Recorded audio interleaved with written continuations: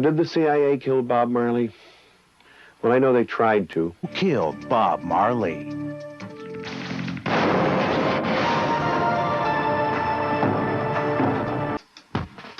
Bob Marley was the most powerful political black man alive in the 1970s. He was more than the king of reggae. Bob Marley's music made him a walking political weapon. It also made him a marked man. It's on the record that Bob Marley survived one assassination attempt. But now, people are saying that his death from cancer was an assassination as well. Bob Marley was in actuality a target of the Central Intelligence Agency because Bob Marley was at the forefront of a very broad-based social movement. Bob Marley's music was about life and death. It was about politics. It was about spirituality. It was about overthrowing the pernicious system. So naturally, they wanted him dead. In nearly a decade of my research in conspiracy theories, I've heard many times the theory that people are being assassinated by induced cancers. To understand the strange circumstances of Bob Marley's death, we must go back to where his life began. To Trenchtown, the violent and politically charged ghetto in Kingston, Jamaica, where Bob Marley formed a singing group called the Wailers. I mean, Bob's music was about life and death. It was about salvation and hope. That was Bob Marley.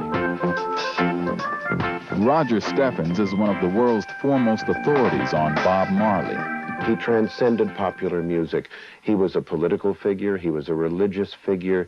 He is someone whose words have brought solace to folks all over the world. Bob Marley was also a Rastafarian, a renegade philosophy that embraced the African leader Haile Selassie as a living god and marijuana as a sacrament.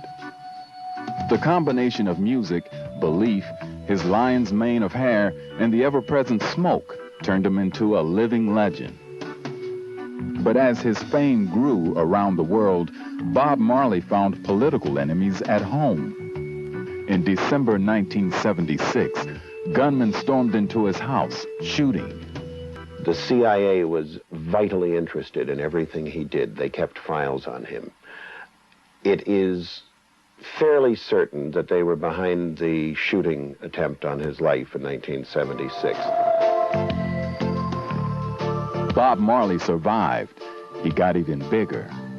The assassination attempt on Bob's life on December 3rd, 76 catapulted Bob into a stratosphere of almost martyrdom. He went from being just a dreadlocked, ganja-smoking pop star into a mythic figure. But it was a seemingly minor event that changed the course of Bob Marley's life.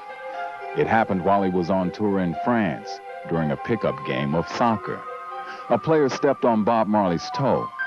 He was carried from the field, and a French doctor gave him an injection. Bob Marley was soon diagnosed with cancer of that toe, the cancer that would kill him. Some speculate that Bob Marley had been injected with cancer or something else that mimicked its effects. I think they wanted to see him dead. Roger Steffens can't bring himself to believe it was a hit, but others can. Kidi Obi Awadu is known as the Conscious Rasta. For years, he's been distributing his writings and videos of conspiracy theories, including this one. It seems to be, without a shadow of a doubt, that yes, they had targeted Bob Marley for neutralization, and this would be a prime vehicle for doing that. Jonathan Vankin is our conspiracy expert. He says the Marley theory is not unusual. Jack Ruby, the killer of Lee Harvey Oswald, himself felt that he had been injected with cancer cells. William Casey, the director of the CIA, died of a brain tumor right in the middle of the Iran-Contra hearings. The days in which Bob Marley's condition worsened are also shrouded in mystery. For a time, he checked into the same cancer clinic in Mexico, where actor Steve McQueen was treated. Later, he was flown to an experimental clinic in Germany, run by a man named Joseph Issels. What they did not know at the time was that Joseph Issels was an ex-Nazi SS doctor. Bob Marley was treated with a controversial drug called CH-23. He then flew to Miami to visit his mother. He died shortly afterwards, on May 11, 1981. He was only 36. The theory that Bob Marley was the victim of a medical assassination might have died as well. But then, 6 years later, former whaler Peter Tosh was murdered during a robbery that many believe was another political assassination.